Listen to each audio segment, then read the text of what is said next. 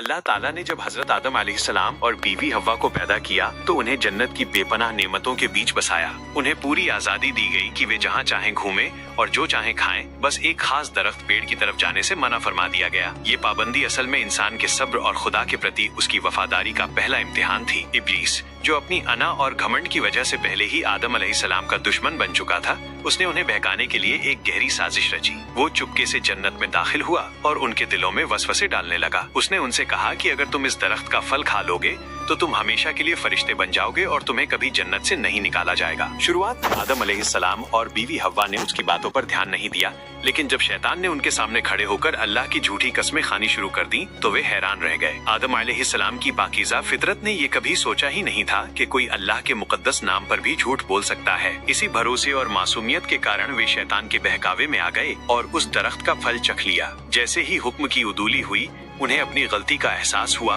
और अल्लाह के हुक्म से उन्हें इस जमीन पर भेज दिया गया। खुदा ने फरमाया कि अब ये दुनिया तुम्हारे लिए एक आजमाइश की जगह है, जहाँ तुम्हें अपनी मेहनत और नेक अमाल से फिर से जन्नत का रास्ता हासिल करना है। यह वाकया हमें सिखाता है कि शैतान इंसान का सबसे बड़ा दुश्मन है, जो अक्सर भरोसे की शक्ल में वार करता है, और इंसान की असल कामयाबी अपनी गलतियों को मानकर अपने रब की तरफ तौबा के साथ लौट आने में है।